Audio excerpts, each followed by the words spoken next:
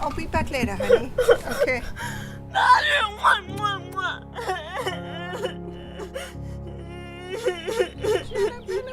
Come on, honey. Okay, calm down. Now look at me. Shh. Jenna, calm down. Listen to Mom. I'll be back soon. I want you to be really good while I go, okay? Try your best. Do your best. I'll be back in a little bit, okay? I'll see you soon. I'll be back in a little bit. Okay. Okay?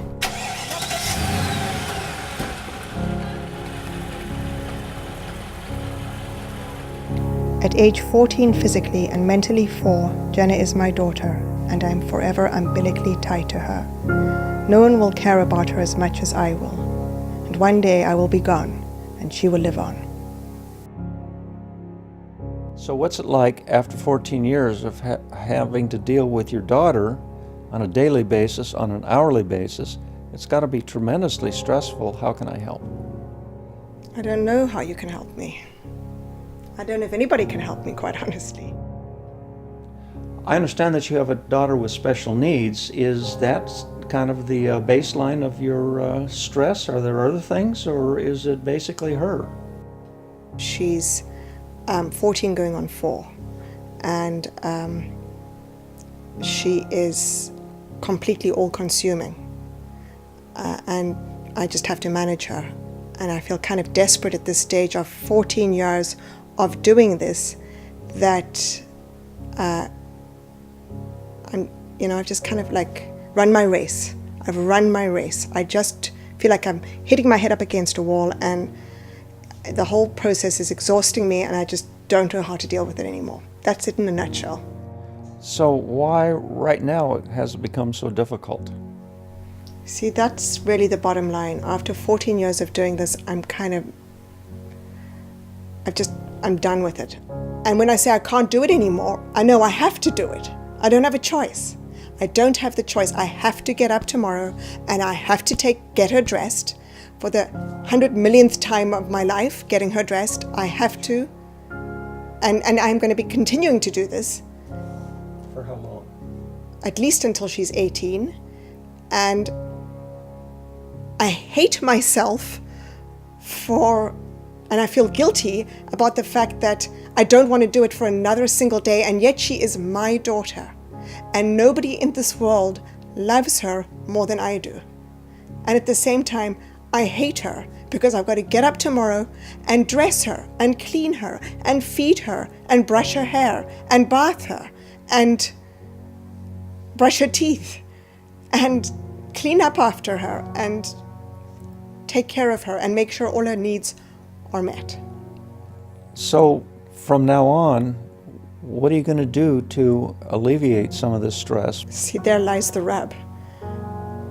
I feel completely trapped. I brought my daughter into this world, and she's my responsibility, and I can't just throw her out with the trash. But I am more than just a mother of a special need child, and I want to live my life and enjoy my life. But I'm consumed by having to take care of her, so I feel completely hopeless. Just taking care of Jenna consumes me. It's a catch-22. Sometimes I catch myself muttering, "How much longer will you stay for? When will you learn to dress yourself? When will you stop eating like a pig? I can't stand this. I think I'm going mad. Take me off the spinning top of endless tedium. I'm on a carousel, a crazy carousel, and it's going round again and up again around.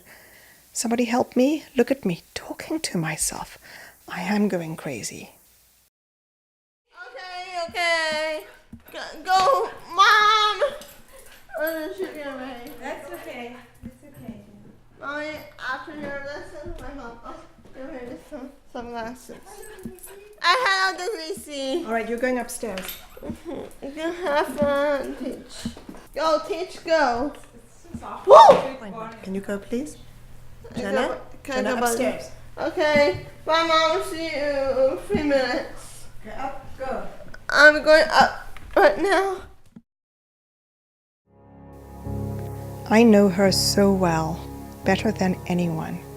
When she speaks, it's mostly what I've taught her, those formative years, her first 6, when I was devoted to helping her crawl, walk, and then the hardest task of all, talk. The other day she said something that amused me. She was labeling kids in her class, and it is my interpretation that she was labeling, as Jenna doesn't know what that means.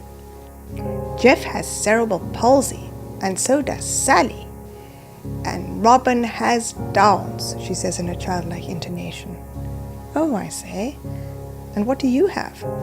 I have the ups, she says emphatically, like, don't you know? Somehow it's weirdly appropriate because for the most part, she is up, happy. Shows no guile or mean-spiritedness. She's most certainly on, the battery-operated toy that goes and goes, bashing blindly into things, falling, flailing, but still marching on and on, a whirling dervish, an exhausting dance. She's all innocence, completely dependent like a domestic animal. I must clothe and feed her. I must strategize her day, coordinate her existence with mine and with what I have to do, want to do, beyond Jenna. I bathe her every night. I know every aspect of her body as intimately as a mother knows her infant. The love is there, a parent's prerogative. She has my mother's eyes and brows and perfect skin, just the right bronze tone before it seeps into the depths of olive. A cheek so smooth you want to kiss it. And still there, in the crook of her neck, the unsullied smell of childhood sweetness. And when I have wrapped up my 8 to 5 day with no lunch break, hour upon hour with my clients who own me for their hour, I go to Jenna. Did you miss me, Mummy? She asks. I always miss you when I work, I say, and I wrap my arms around her and ask her for a real hug.